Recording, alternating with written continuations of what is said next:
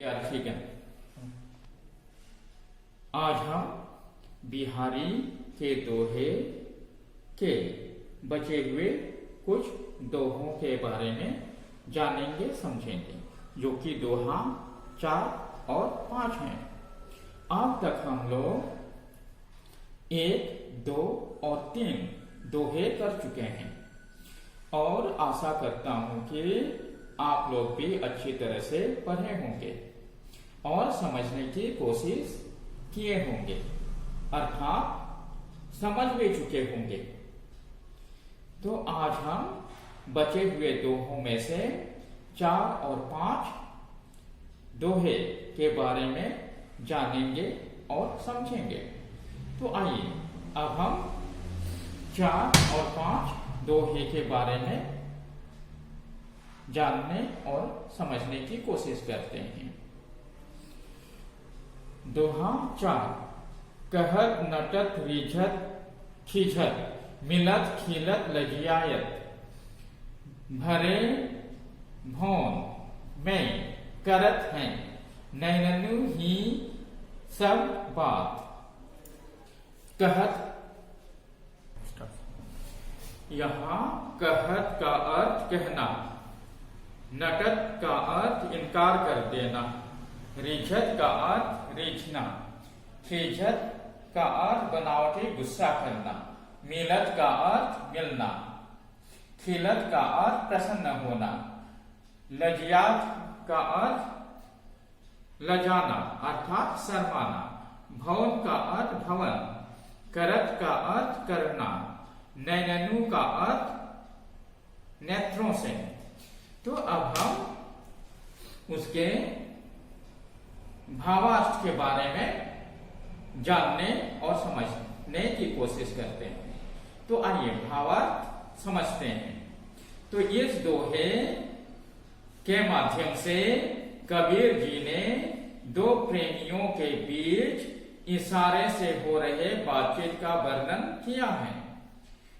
कवि का कहना है कि तमाम लोगों की भीड़ के बीच में भी दो प्रेमी एक दूसरे से आंखों ही आंखों के इशारे से इस प्रकार बात करते हैं, अर्थात अपने भावना को प्रकट करते हैं कि लोगों को पता ही नहीं चलता।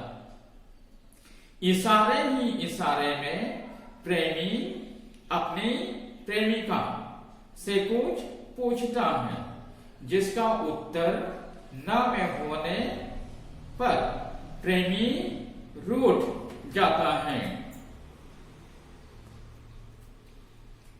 तब उसे मनाने के लिए प्रेमिका आंखों ही आंखों में इशारा करती है। जब दोनों की नजरें मिलती हैं तो दोनों ही शर्मा जाते हैं। अर्थात यदि हम किसी भीड़ भाड़ वाले जगह में या समूह में रहते हुए अगर किसी को कुछ बोलने में यदि संकोच हो तो हम इशारों से उस बात को प्रकट कर देते हैं, ताकि किसी को कुछ पता भी ना चले और जिसे हम कुछ बताना चाहें वह समझ भी जाए। तो यहाँ दो प्रेमियों ने भी ठीक वैसे ही इशारों में अपनी भावनाओं को प्रकट की हैं, जिसे वहां उपस्थित लोगों को पता नहीं चला और वे लोग चाहते थे कि उन्हें पता भी न चले। तो आइए अब हम दोहा 5 के बारे में जानने और समझने की कोशिश करते हैं।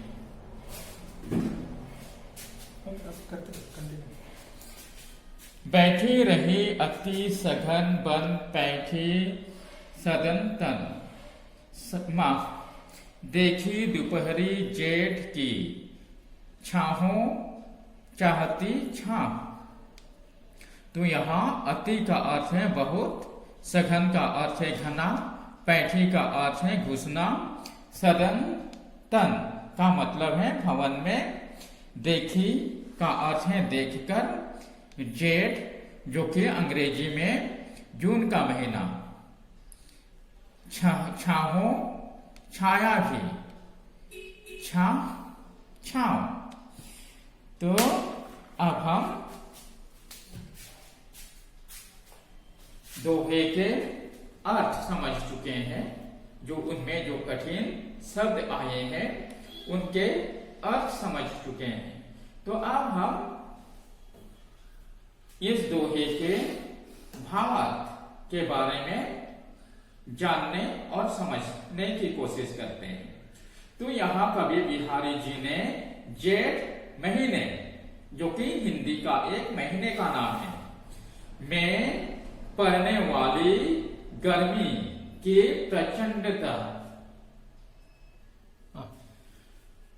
अर्थात बहुत अधिक का वर्णन करते हुए कहते हैं कि गर्मी इतनी भयंकर है कि छाया भी इस गर्मी से बचने के लिए मानो छांव ढूंढ रही है।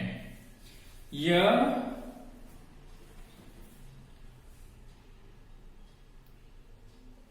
एक अति कष्टदायी परिस्थिति की ओर इशारा करती है। वह इस गर्मी से बचने के लिए या तो घने जंगल में कहीं जा छुपी है या फिर किसी घर के अंदर चली गई है। तो अब हम दोहे 4 और 5 के बारे में जान व समझ चुके हैं और आशा करता हूं कि आप सभी लोग इस दोहे को और फिर से पढ़ेंगे और फिर ध्यान देंगे और अच्छी तरह से समझ लेंगे।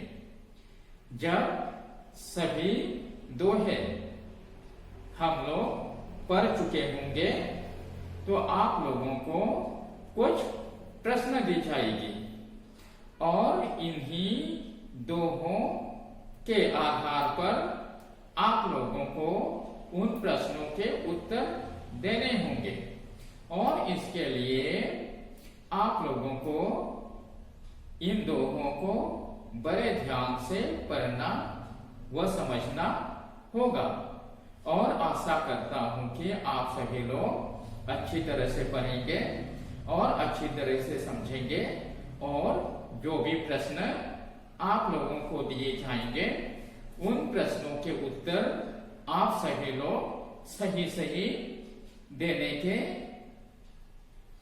चेष्टा करेंगे। धन्यवाद।